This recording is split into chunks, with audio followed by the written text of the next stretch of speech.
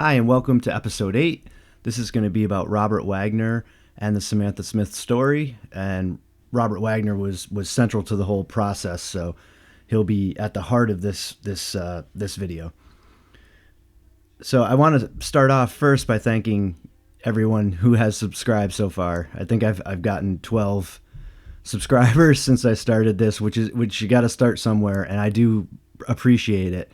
And thank you very much. And hopefully you continue watching and share the videos if you want, and like them, get other people to listen to this.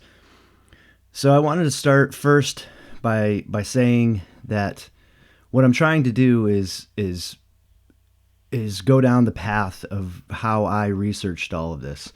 So in saying that, I started with the foul play and accusations and all of that, and then I moved into the Samantha Smith story, the TV movie. And at this point, I didn't really know much about Robert Wagner. I knew that he had started Lime Street with Linda Bloodworth, and they had gotten Samantha on the show. And he was also involved in Heart to Heart. I remember that when I was a kid. And I remembered he was married to Natalie Wood and that she accidentally drowned. But I didn't know much more about Robert than that at this point, but I still might interject some things that I found about Robert Wagner down the road in this video. We'll see how it goes. But I wanted to start there. And also, researching, in a way, you can liken it to playing that game Minesweeper, if you remember playing that. I don't know if people still play it or not. But you start with something and you start small, and you click on some blocks and some open, and you find patterns and new areas to research, and you continue until you solve the whole puzzle or you hit a bomb. And one example, since we're talking about Robert Wagner, I can use where I actually started researching and came into a bomb was his father was a 32nd degree Freemason. So I started looking into that and found out that they lived in Detroit in the early 1900s. So he would have started somewhere around there in the 19-teens, 1920s-ish, when he started his climb into Freemasonry. And what I also found while researching was that Aleister Crowley had also been in Detroit at the same time, trying to influence the Freemasons in Detroit. They allegedly eventually kicked him out. They wanted nothing to do with him. But he was there, so I started looking into seeing that if I could find a connection to Robert Wagner's father and Aleister Crowley. And I spent a lot of time looking into it, but I really could not find any connection. I'm not saying there isn't, but I couldn't find anything, and I spent a lot of time doing it and wound up hitting a bomb. But sometimes you clear the whole puzzle, and I think that overall that is more the case for me when I've been researching this. So I just wanted to add that in there before we start. So now we'll start in with the Samantha Smith movie. And what happened first was that Jane was actually approached by networks and producers to get the rights to the Samantha Smith movie right from the start, right after the crash. They were going after her with this. And to me, that's incredibly disrespectful, as Jane was a grieving mother, lost her child and her husband, and it's unfathomable to even think that people were trying to do that, but that is the way the world works. And it's kind of a ghoulish thing to do, and I bring up ghoulish, and that goes right back to Robert Wagner. And at Natalie Wood's funeral, Robert Wagner's lawyer at the time, Paul Zifrin, was quoted in the paper as saying that people were saying that Natalie Wood's death was not an accident, and he called that ghoulish. And I think that going up to a grieving mother and asking her for movie rights is far more ghoulish, and it's also far more ghoulish than thinking that Samantha's plane was anything but an accident. So I just wanted to bring that up there as well. And so the first thing I found after that was that in February 1st, 1986, Jane flew out to Los Angeles and had a dinner meeting with Robert Wagner in Los Angeles. And so the article came out on February 1st. So this would have actually put the meeting with Robert Wagner right around the time of the NTSB hearings in Portland, Maine. And so she approached him, and it's possible that Robert Wagner had already previously mentioned, if you're ever going to do a Samantha Smith movie, make sure that I'm involved. It's possible that that could have happened. But she went there and asked him to produce it and be involved, and she thought that he would be perfect for it because of his experience with television and producing and all of that, and that Samantha was very much enamored with Robert Wagner. And sure, he can be very charming, absolutely, and he charmed the Smiths, and he charmed Samantha Smith. So Jane thought it would be a good idea to have him involved. And to be honest, I think that was Jane's first mistake, and we'll see down the road in this video why I think that, knowing what I know about Robert Wagner now. But she wanted him involved, and he was going to be involved. And the article also said that there was no script or network affiliation, but Wagner will definitely produce the Samantha Smith Story for his RJ Productions. And he knew in his hands it would be truthful and would be done in good taste. So later that month, February 27th, 1986, there was another article that also talked about awarding the rights to Wagner and the relationship and trust established while working on the TV series Lime Street was crucial in Jane's decision to have Robert involved. So he's definitely involved, and the wheels are in motion at this point. A few weeks later, on March 15th, 1986, there was an article that quoted Lucille Moras of Rogers & Cohen, that was Wagner's publicity agent, that it's in the preliminary stages and nothing had been done yet, but Wagner intends to meet with the Soviet officials to discuss plans for the 2-hour movie. So at this point, Wagner's on board, and the Soviet Union are going to be involved as well, which makes sense to me, as that was the heart and soul of Samantha's life, was her trip to the Soviet Union. So it would definitely make sense to have the Soviet Union involved. I'll talk about Wagner again, though. With the Soviet Union, in 1980, he had taken a trip there with Natalie Wood, who actually, her parents were from Russia, I believe. And so she was full-blooded Russian. So they had taken a trip there. And he remarked that he basically did not care for the Soviet Union. He in his memoir, he talks about this, and he talks about specifically that he thought that they had put bugs in his hotel room. And I always thought that was kind of strange when I read that, because why would they put bugs in his hotel room if he's just an actor and an actress, unless maybe the Soviet Union thought there was something more to Robert Wagner. I don't know. But I always thought that was interesting to read that.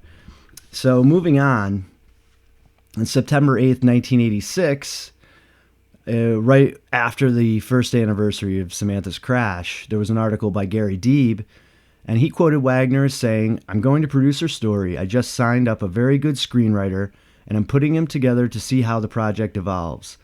I'd like it to be something that really demonstrates what this little girl was like. She was a very special person, and I think she really stood for something beautiful and very American." So I'm going to put up a picture here. This is probably the last photo ever taken of Samantha. This was on the lawn of Brockett Hall, where she was filming her last scene before she flew back to America and had the plane crash. So this is most likely the last picture ever taken of Samantha. But this picture just gives me a weird vibe. I don't know if it does for you as well, but it almost looks like he's putting his hands around her neck, but I may be reading into it a little too much. But the photo is slightly creepy. But I wanted to put this up there because Robert Wagner is involved in this, and we can see the photo of him there. But on September 28th, 1986, wait, I wanted to go back and he, in that quote from Gary Deeb, he says she was a very special person, and I think she really stood for something beautiful and very American.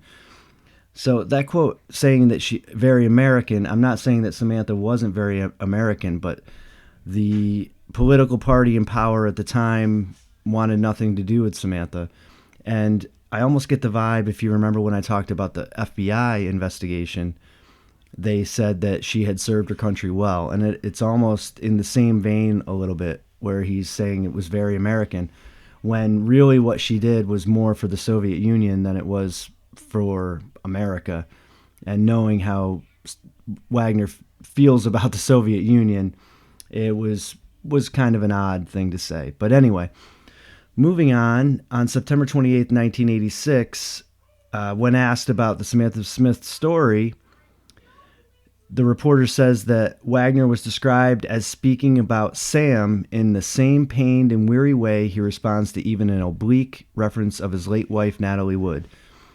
So I wasn't going to go too much into Robert Wagner, but I guess I will. So reading that, knowing what I know now about Robert Wagner and his alleged involvement in her death, that it makes that sentence a little bit more creepy, I guess. Gives it a different take on it, as if he was involved with Natalie Wood's death and he's talking about Samantha the same way. I mean, you can read into it what you want, but I just wanted to throw that in there. And we will talk more about Robert Wagner down the road, and we'll see what I'm talking about when we get to that point. But I just wanted to add that in there as well. But he also said there was still no script and that he just has the rights to do it with her mother. They had wanted to make a film out of it, and I thought it better to be involved with it so that she could be told in somewhat an honest way. So here he kind of twists it, turns it a little bit, inverts it, where it was Jane who originally went to him and said that she thought he should be involved because of how Samantha felt about her and all of that. But now he's saying that he thought he should be involved so that it could be told in somewhat an honest way. So he kind of changed. I think it was Jane's idea originally to have Wagner involved, but maybe he did go to her previously. But here he kind of twists it around a little bit. But he says in somewhat an honest way. So what does he mean by somewhat honest way? And what we're going to find now, I'm going to bring up an interview that he did with a lady named Cheryl Grant, and we're going to find out exactly what he thought about that. So I'm going to put the volume up because you have to listen closely. And this is after the interview. He had been talking about the TV movie he was going to do with Liz Taylor. He doesn't mention the Samantha Smith movie at all during the interview. He also talks about Heart to Heart and that there was going to be a TV movie being made at some point with Stephanie Powers. So this is after the interview, and they're trying to get some reaction shots of Cheryl Grant. And this is what he says. Let me get the volume up a little more so we can really hear this. So I'll let you listen to this first, and then I'll go back and we'll talk about it. I mean, all of her professional life I had, on tape. Yeah.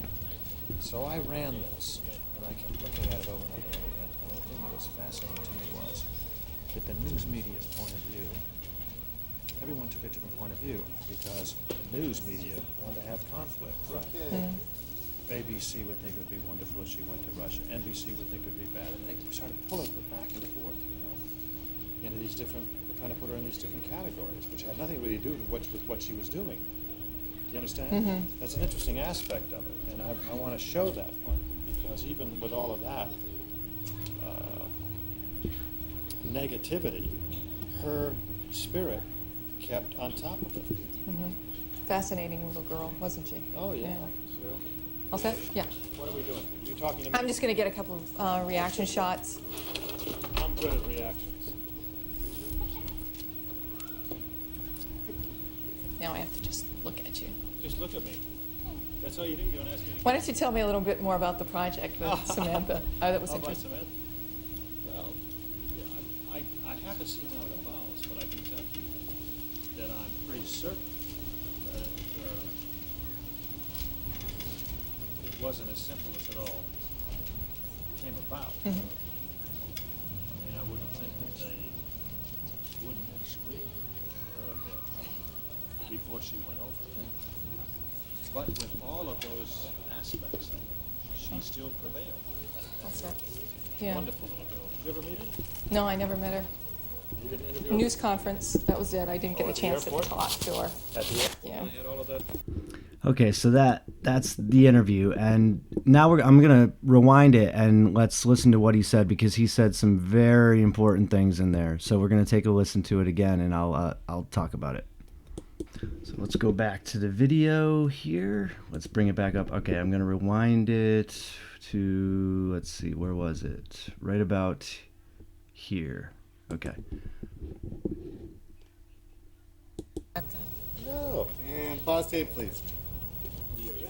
I want to see how it all comes together. You know, that was very interesting for me was I put together, I had access because Jane, her mother, gave me all of it. All of the newsreel, all of her professional life. All right, so first, right there, interesting to note that Jane gave Robert Wagner all of Samantha's professional life, all of the videotape. He says this right there. So she gave him control of all of it, and he had all of it. So I think that's one thing with Robert Wagner. He likes to have control over everything, something we'll find out later down the road. So giving him access to all of this really took it out of the hands of Jane. I do believe that she was supposed to have final say on the script. I think we'll see that. She says that in an interview down the road. But he's taking control of this. So he's producing it. He's getting the script writer, who knows who that was. I don't even know who that is. So he is really the one that's taking the reins here. So I just wanted to point that out. So let's listen to a little bit more. All of her professional life I had, on tape. Yeah. So I ran this, and I kept looking at it over and over and over again. And the thing that was fascinating to me was that the news media's point of view, everyone took a different point of view because the news media wanted to have conflict, right? All right there, very important to hear that. So he is saying that the news media wanted to have conflict, and he has all of this, all of the tape, so he knows this, he can see this, and it's very important that he says that right there, and we'll find out later in the video why I'm focusing on that. So he's saying that he has it all. He's seeing the news media having conflict over Samantha, and he'll say here, and we'll listen to it quick. Hang on a second. ABC would think it would be wonderful if she went to Russia. NBC would think it would be bad. And they started pulling her back and forth, So right there, he's talking about how they were pulling her back and forth, and that's at the heart of what I'm talking about with all of this, that Samantha was far more important than has been led to believe. And he's showing this. There's the conflict between the news media. ABC wants her to go, NBC doesn't. The whole communist thing, the right versus left, all of this. There's plenty of conflict in Samantha's story. And Robert Wagner says it right here. And he would know. He has all of the tape. He knew Samantha. So that's important. Into these different, we're trying to put her in these different categories, which had nothing really to do with what she was doing. Do you understand? That's an interesting aspect of it. And I want to show that part of it. Because And he says right there, he wants to show it. So there's conflict, and he wants to show this. even with all of that negativity, her spirit kept on top of it.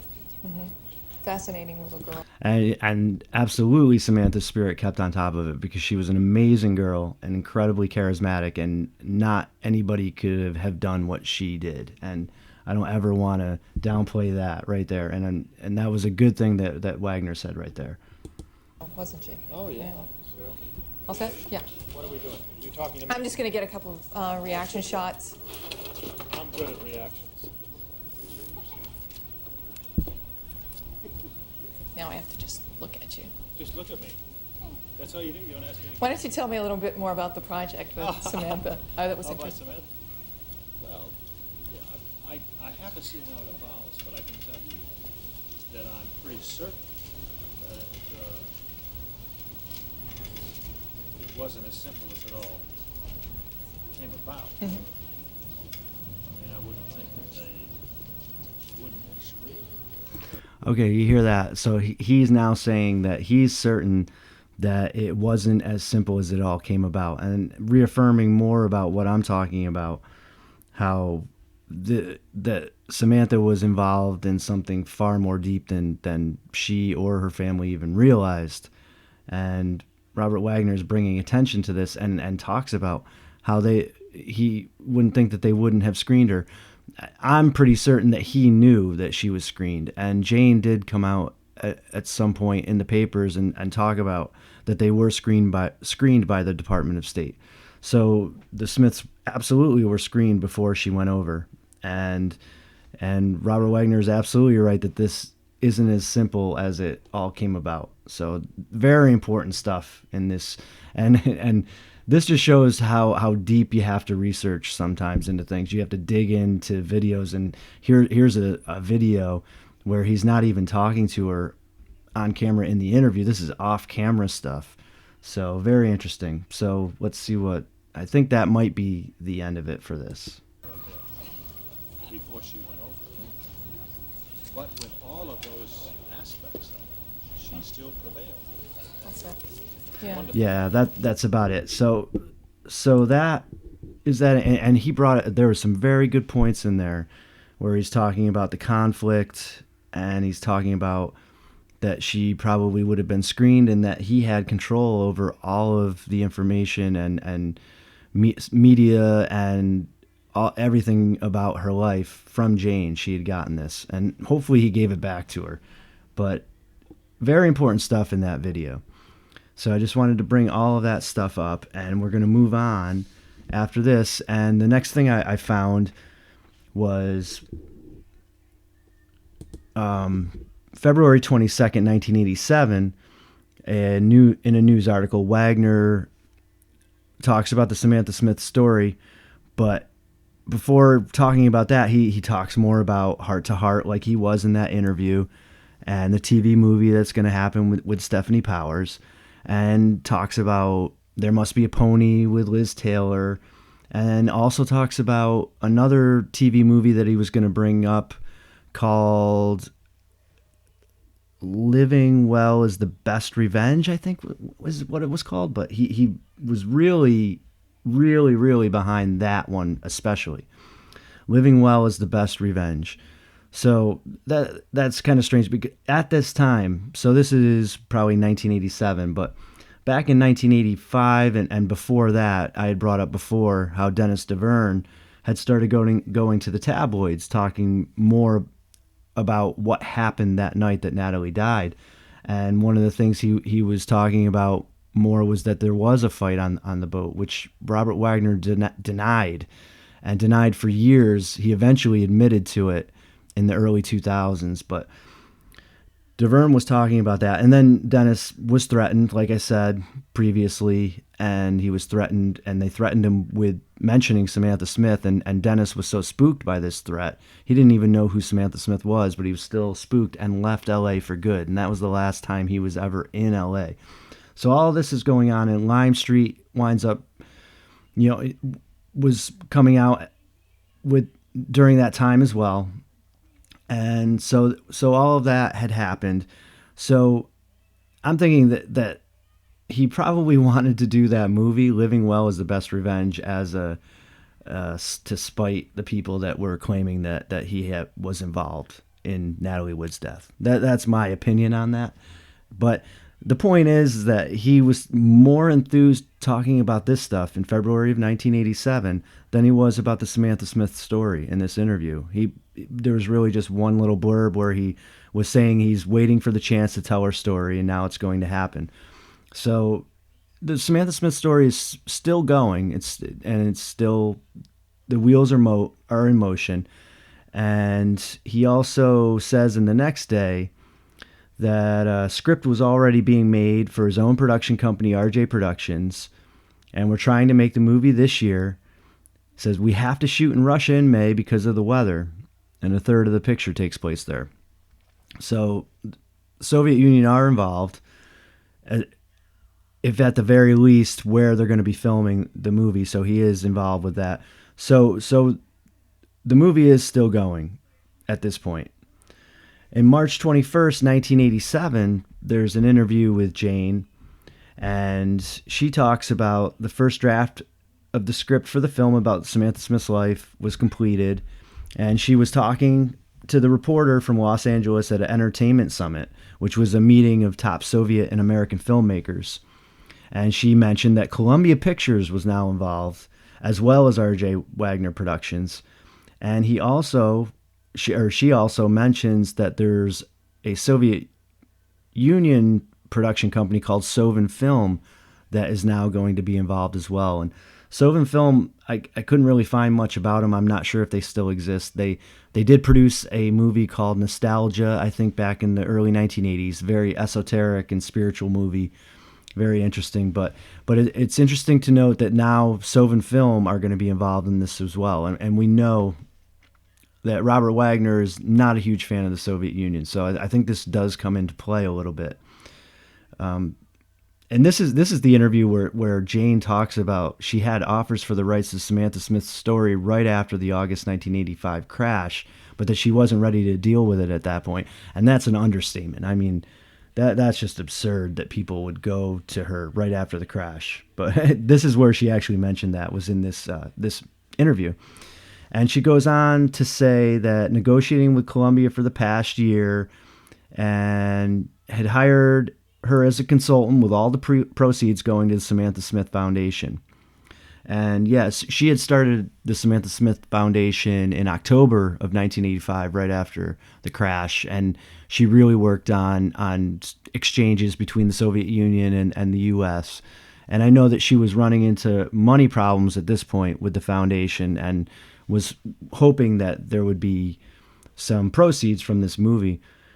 An interesting thing that happened, though, and I don't know if it happened around this time, it very well might have. I'd have to go back and check, but I just thought about this, was that there was an Olympian from Maine. I can't remember her name. I cannot remember. It was Benoit, maybe, so, I think.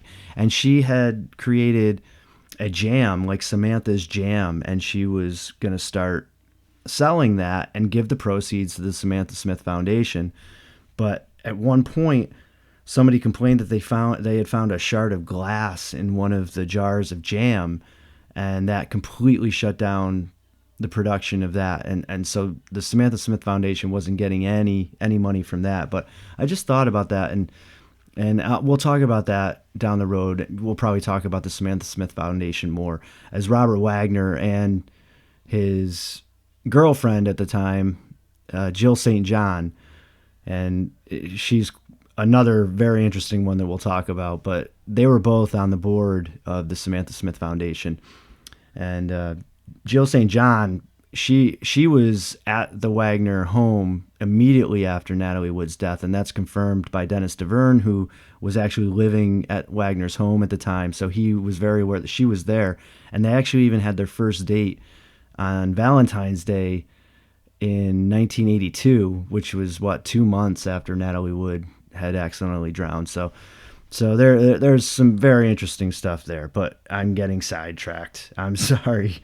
Where was I? Okay, so she continues by saying that she has final script approval. And let's see. She also acknowledged that from the start, the Soviets had shown interest in helping create the film, as well as hosting the shooting of scenes in Russia, adding, however, that they were frustrated that the preliminary steps were going so slowly. They have a hard time understanding why it takes so long. And that's very interesting. And this is going very slowly, because we're looking at right now, about a year and a half they've been talking about doing this movie. And like I said, Wagner had control. Wagner was not a huge fan of the Soviet Union. And as soon as the Soviet Union were getting involved, and now with Sovin Films being involved as well, that, I'm starting to think that possibly Wagner didn't want this movie being made, and maybe that's why he was moving on to other projects, and that's certainly a reason possibly why it was taking so long. But Jane ended the interview by explaining that the film would be a dramatization of Samantha's life rather than a documentary.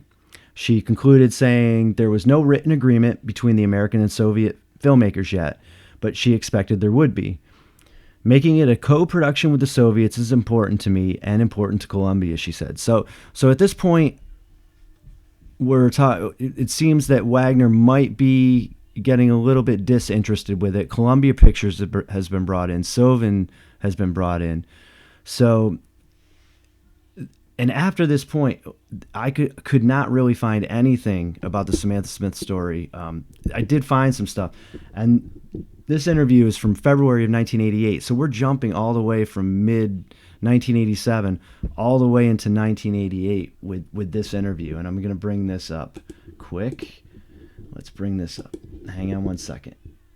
So this is an interview that Robert Wagner did with Larry King, February of 1988. And we're going to take a listen to this, and then I'll talk about it. This is a pretty interesting interview. Okay, let me bring it up. Hello. Hi, Larry. Hi, Mr. Wagner. Hello. I was wondering if you are still actively involved in the Samantha Smith Foundation. I gotta stop it there, because look at that look that he has as soon as she mentions the Samantha Smith Foundation. He looks like he just got caught with his hand in a cookie jar. I'm not a facial expression expert, but that is quite an expression right there. He was very caught off guard, I think, with this question. And let's continue now.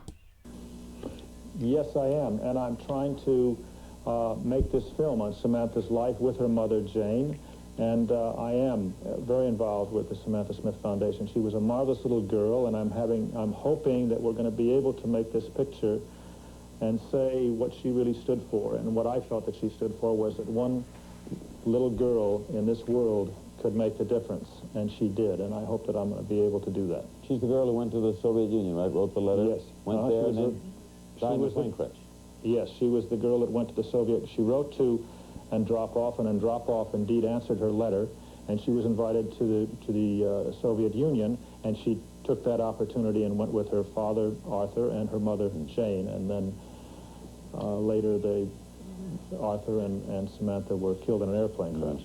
And her mother was on this program, and you were doing what, a TV series with her? I was doing Lime Street, and she played my daughter in Lime Street, and she was coming back to come to come back to Maine and leave Maine for California, and she was killed on the way up to Maine after she left London.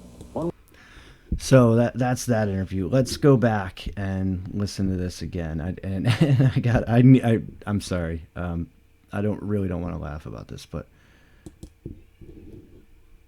For Robert Wagner, you'll see him in Windmills of the Gods. Hello. Hi, Larry. Hi, Mr. Wagner. Hello.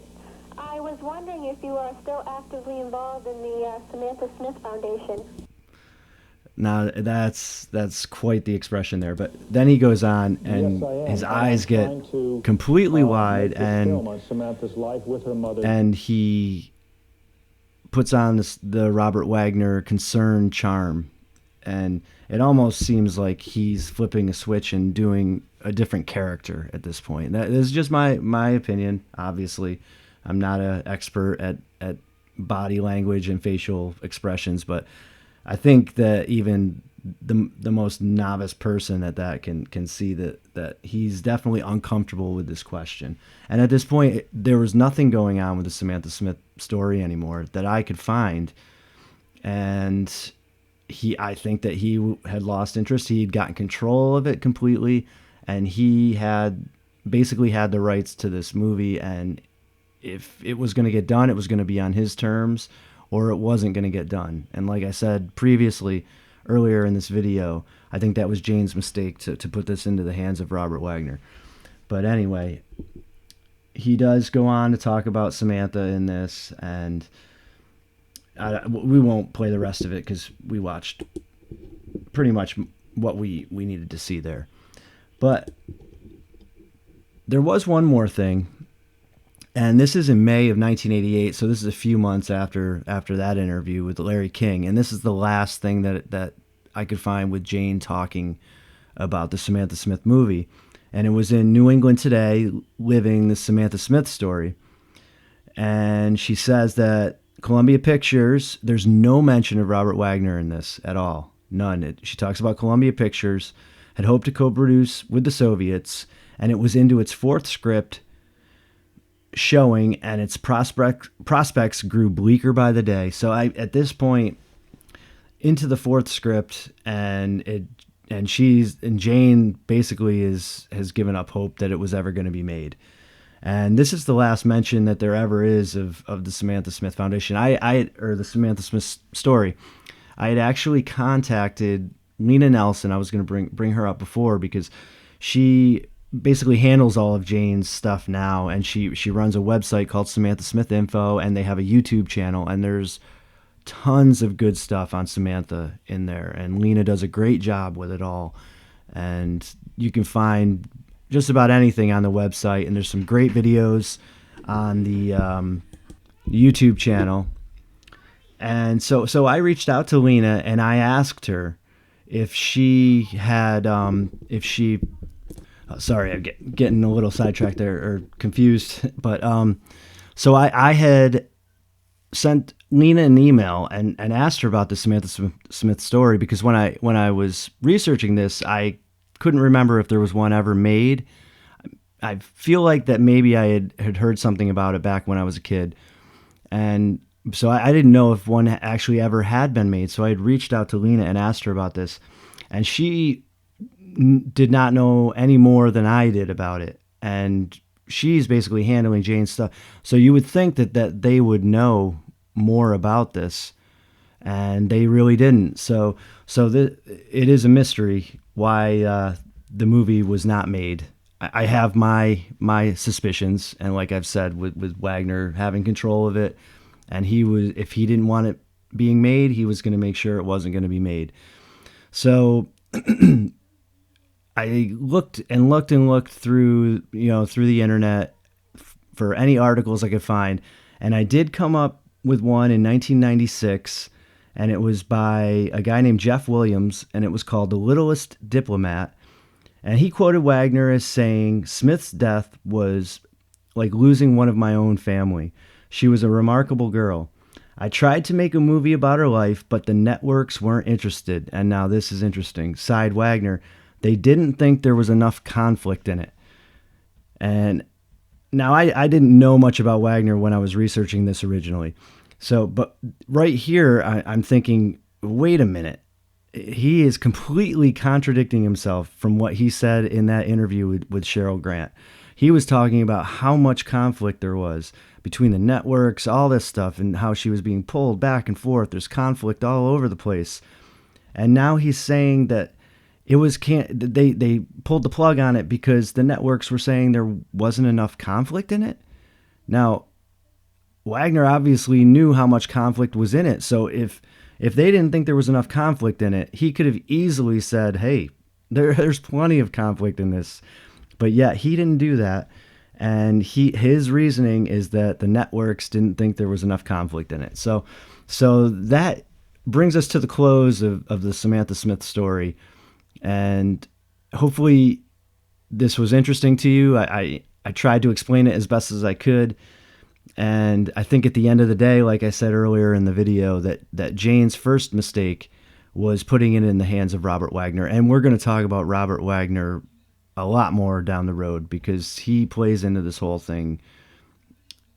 He's central to it, obviously, because he was with Samantha right before she died. So that brings us to the end of this. It's too bad the movie was never made.